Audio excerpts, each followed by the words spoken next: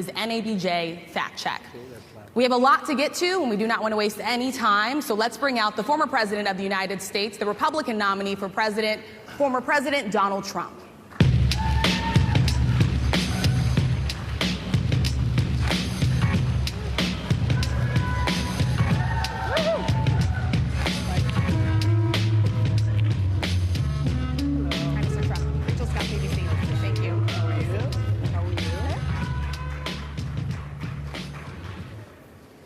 Mr. President, we so appreciate you giving us an hour of your time. I want to start by addressing the elephant in the room, sir. A lot of people did not think it was appropriate for you to be here today. You have pushed false claims about some of your rivals, from Nikki Haley to former President Barack Obama, saying that they were not born in the United States, which is not true. You have told 4 congresswomen of color who were American citizens to go back to where they came from. You have used words like animal and rabid to describe black district attorneys. You've attacked black journalists, calling them a loser, saying the questions that they ask are, quote, stupid and racist. You've had dinner with a white supremacist at your Mar-a-Lago resort. So my question, sir, now that you are asking black supporters to vote for you, why should black voters trust you after you have used language like that? Well, first of all, I don't think I've ever been asked a question so in such a horrible manner. First question. You don't even say, hello, how are you? Are you with ABC? Because I think they're a fake news network, a terrible network. And I think it's disgraceful that I came here in good spirit. I love the black population of this country. I've done so much for the black population of this country. Including employment, including opportunity zones with Senator Tim Scott of South Carolina, which is one of the greatest programs ever for black workers and black entrepreneurs. I've done so much, and and I say this, historically black colleges and universities were out of money, they were stone cold broke, and I saved them, and I gave them long-term financing, and nobody else was doing it. I think it's a very rude introduction. I don't know exactly why you would do something like that. And let me go a step further. I was invited here, and I was told my opponent, whether it was Biden or Kamala, I was told my opponent was going to be here. It turned out my opponent isn't here. You invited me under false pretense. And then you said, you can't do it with Zoom. Well, where's Zoom? She's going to do it with Zoom, and she's not coming. And then you were half an hour late. Just so we understand, I have too much respect for you to be late. They couldn't get their equipment working or something was wrong. Mr. President, I would love if you can answer the question on your rhetoric and why you believe that black voters should trust you with another 4 years. I have been the best president for the black population since Abraham Lincoln. That's my answer. Better than President Johnson, who signed the Voting Rights Act? For you to start off a question and answer period, especially when you're 35 minutes late because you couldn't get your equipment to work, in such a hostile manner, I think it's a disgrace. Let me just ask a follow-up, sir, and then we'll move on to other questions here. Some of your own supporters, including Republicans on Capitol Hill, have labeled Vice President Kamala Harris, who is the first black and Asian American woman to serve as vice president and be on a major party ticket, as a DEI hire. Is that acceptable language to you? And will you tell those Republicans and those supporters to stop it? How do you define DEI? Go ahead.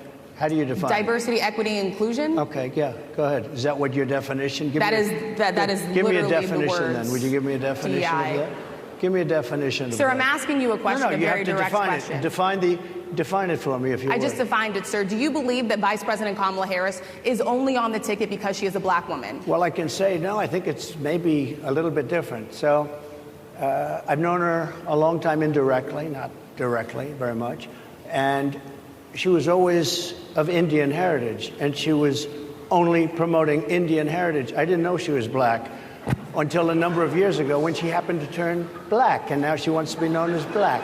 So I don't know, is she Indian or is she black? She has always identified as a black woman. She went to a historically black college. I respect either one, but she obviously doesn't, because she was Indian all the way, and then all of a sudden she made a turn, and she became a black person. Just to be clear, sir, do you believe that I think somebody should look into that too when you ask continue in a very hostile, nasty tone. It's a direct question, sir. Do you believe that Vice President Kamala Harris is a DEI hire, as some Republicans really don't have know. said? I mean, I really don't know. Could be.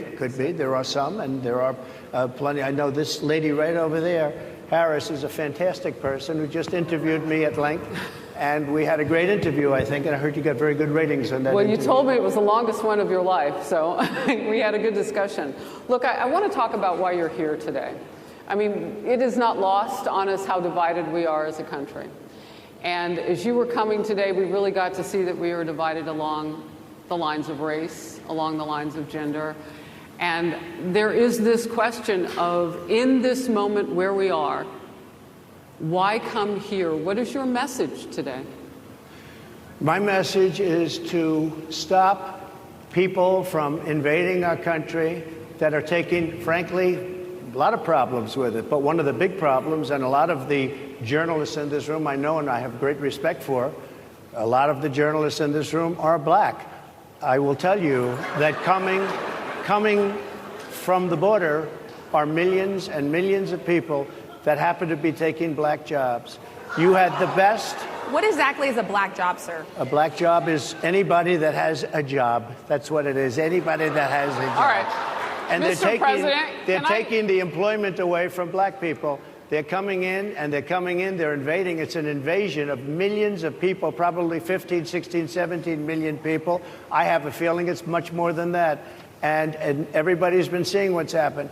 The first group of people, the black population, is affected most by that, and Kamala is allowing it to happen. She's the border czar. She's the worst border czar in the history of the world. There's never been a border czar like this. She's never even essentially been. She said she was there once, but not the right part of the border. So she was a border czar. She's done a horrible job. These people are coming into our country, and they're taking black jobs and Hispanic jobs, and frankly, they're taking union jobs. Unions are being very badly affected by all of the millions of people that are pouring into our country. And one thing, as we discussed, many of these people are coming in from mental institutions, from prisons, from jails. They're gang members in other countries. Other countries are setting loose their prisoners. They're opening up their prisons and their mental institutions, and they're taking their bad people, drug dealers, gang members, and they're bringing them into the United States. And by the way, their crime rate is going down, and our crime rate is going to be a disaster. Mr. President, I want to get into how you address some of the issues with black communities. And I say that plural because we live in communities of color that are different. We're not all the same. We don't vote the same. We don't think the same. True. It's not monolithic. So as you come here today, I want to talk about something that bursts. And this is the weight of the inflation on this country right now. The nonprofit Money Management International recently released data from its mid-year analysis that we have found